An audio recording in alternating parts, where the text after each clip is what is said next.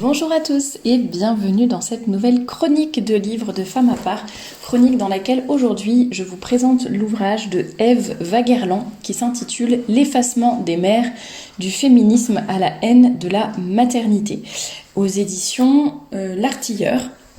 Alors comme d'habitude, je vais vraiment vous faire une description physique du livre, on va dire, avec également le sommaire, le chapitrage, etc.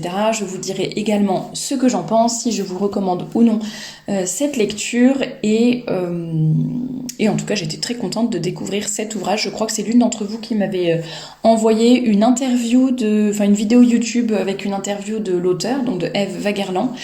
Et j'avais beaucoup apprécié ses propos et je m'étais dit tiens, ça vaut peut-être le coup de creuser et d'acheter son livre. C'est chose faite, je l'ai lu, je viens de le terminer hier et donc je vous en fais une chronique. Alors il n'y a pas beaucoup de rapport avec la thématique de ce mois de juillet, mais bon, je ne voulais pas trop tarder à publier la chronique, c'est pourquoi je vous la fais maintenant.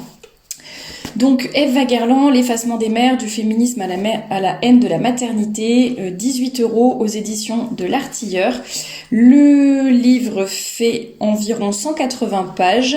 Il est vraiment facile à lire et très intéressant. Il y a beaucoup d'études qui sont citées, d'études, d'auteurs, il y a beaucoup de références. Donc je sais qu'il y a des gens qui aiment bien quand on a les preuves, les études, les références exactes, etc. Donc vous serez servi dans cet ouvrage et j'ai trouvé que ça ne polluait pas le livre ni la lecture. C'est-à-dire c'est pas juste toutes les 2 minutes on va sortir des études. Il y a vraiment, moi j'aime beaucoup le style de l'auteur, c'est la première fois que je lis Ève Waguerland. Je trouve que c'est très bien écrit, que ça se lit facilement et justement pour ceux qui veulent, il y a toutes les études, les notes de bas de page sans pour autant que ça gêne la lecture, donc j'ai trouvé ça pas mal. Donc si vous êtes un jour dans des débats ou autres discussions, vous pourrez facilement retrouver des références, et puis sinon si c'est juste pour vous, c'est quand même agréable à lire. Je vais vous lire la 4e de couverture pour que vous compreniez un petit peu le contenu de ce livre. Les femmes font de moins en moins d'enfants en France et aucune voix ne peut plus aujourd'hui s'autoriser à encourager une politique nataliste. Ève Waguerland remonte dans ce livre à la source idéologique de ce tabou. Elle montre que dès son origine, le féminisme issu des années 1970 n'a pas seulement eu pour vocation de libérer les femmes de l'emprise de leur père et de leur mari, mais de les éloigner de la maternité. Et il y a parfaitement réussi. Le féminisme y a parfaitement réussi. Aujourd'hui, en Europe, c'est 1 femme sur 4 qui restera sans enfant. Mais le féminisme moderne est allé plus loin en soutenant la négation de la différence des sexes qui pousse à rejeter en priorité la première caractéristique du féminin, à savoir la possibilité de porter la vie. Aujourd'hui, en faisant du féminin un choix, un ressenti, entièrement déconnecté de toute réalité biologique, les arrière-petites-filles de Madame de Beauvoir prônent une idéologie qui, à terme, niera purement et simplement la nature de l'homme et de la femme. En s'appuyant sur les écrits de nombreux intellectuels, Ève Waguerland alerte sur le risque pour le combat féministe s'il continue à refuser de voir les femmes comme des mères potentielles, de perdre tout sens en ne soutenant plus les causes qui aideraient vraiment les femmes dans leur quotidien. Agrégée, docteur en lettres et mère d'une petite fille, Ève Waguerland est enseignante dans un collège d'Île-de-France. Elle a publié en 2023 « Un prof ne devrait pas dire ça ». C'est vrai qu'elle est plutôt connue, Ève Waguerland, pour son ouvrage sur l'éducation. Elle avait fait énormément d'interviews à ce sujet pour dénoncer ce qui se passait dans l'éducation nationale, etc. Bon, c'est un autre sujet. Je n'ai pas lu d'ailleurs cet autre livre. J'avais juste lu une interview d'elle à propos justement de l'éducation nationale et de l'instruction de nos enfants en général. Alors je vais commencer par ce que j'ai trouvé négatif dans le livre. Alors d'une part, je ne le mettrai pas dans la bibliographie, je vous mets quand même le lien en barre d'infos si vous voulez l'acheter, parce que je pense que voilà, ça vaut le coup d'être lu et ça donne de bonnes bases. Moi j'ai vraiment beaucoup apprécié cette remise au clair sur certaines idées féministes et par rapport à Simone de Beauvoir notamment. Et pourtant, j'ai déjà beaucoup lu sur le sujet, mais vraiment, ça m'a intéressée. Donc, je vous mets quand même le lien pour l'acheter. Je le mettrai pas dans la bibliographie, puisque pour moi, dans la bibliographie du blog, c'est vraiment les livres qui peuvent être lus, presque les yeux fermés. même si c'est pas très logique pour la lecture d'un livre, mais vous m'aurez compris, c'est une expression. Et là, en fait, le petit souci, entre guillemets, enfin moi ça m'a pas dérangé, mais effectivement l'auteur n'est pas catholique, l'auteur est quand même un petit peu féministe, et du point de vue de la foi, par exemple, par rapport à l'avortement, à la contraception, elle a pas du tout les mêmes positions que l'Église catholique.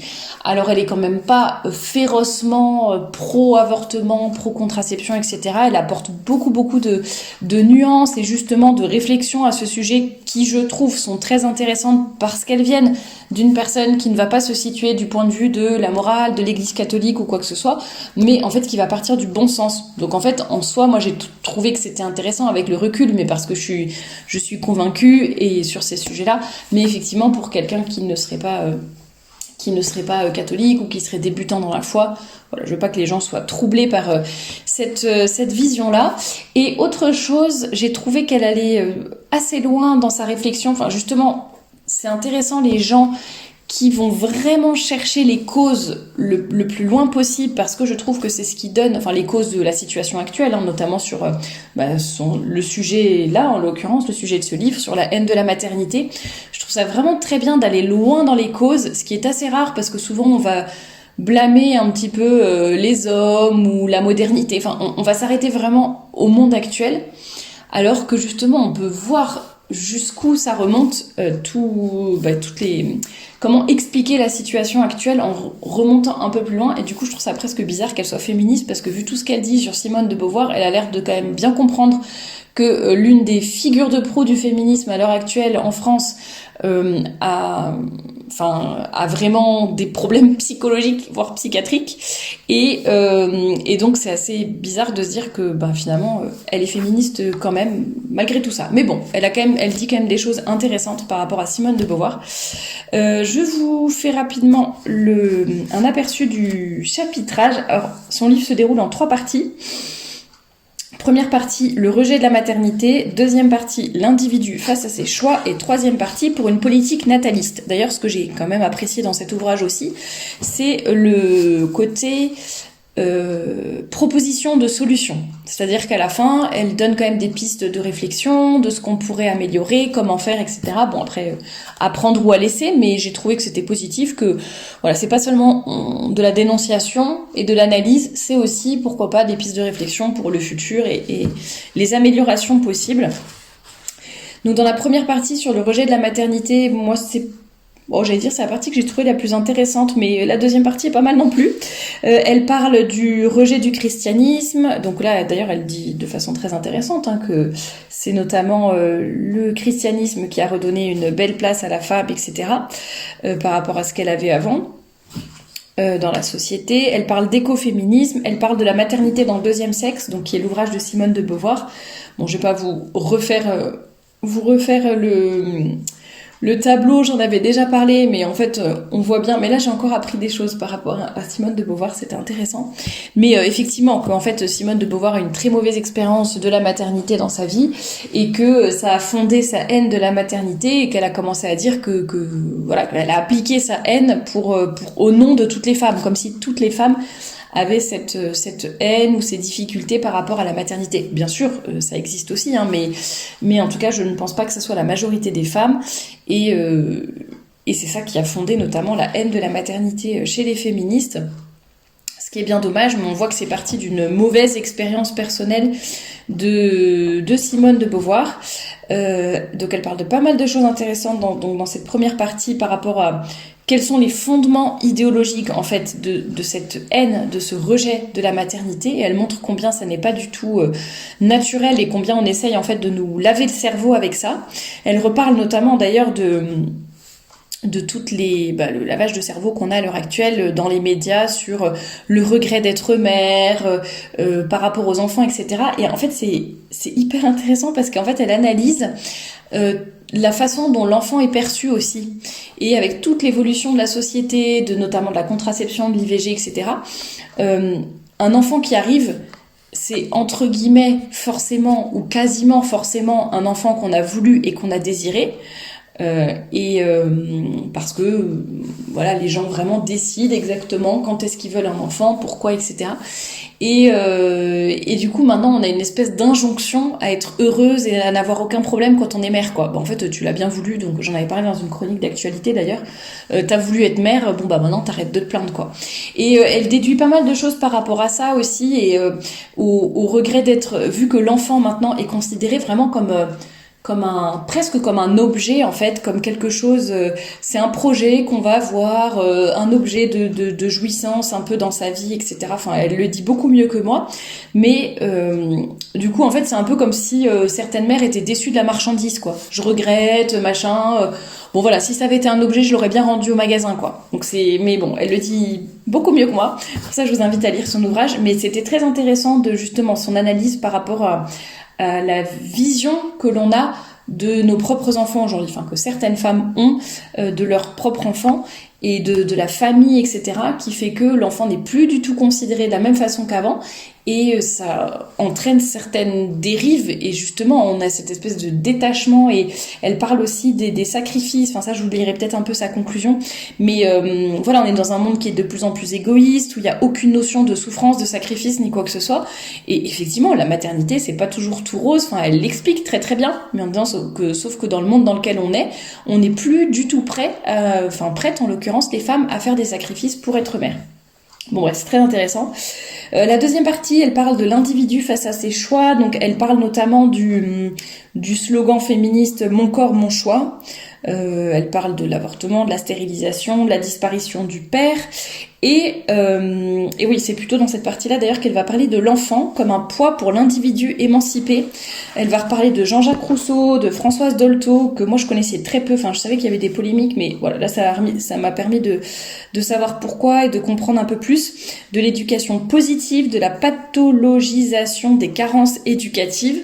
Ça c'est hyper intéressant aussi, j'ai trouvé tout ce qu'elle a expliqué sur justement cette vision de l'enfant, cette vision de l'éducation, à la fois l'enfant qui est roi, et vous voyez maintenant c'est si le prof ose dire quelque chose, d'ailleurs elle fait des relations avec par rapport à ce qu'elle disait dans son bouquin sur l'éducation nationale, mais c'est exactement ça, c'est maintenant si le prof ose dire quelque chose à un enfant, les parents vont tout de suite demander des comptes au prof, quoi, comme si voilà, c'est l'enfant qui est parfait, qui est tout puissant. Et bon, c'est très intéressant.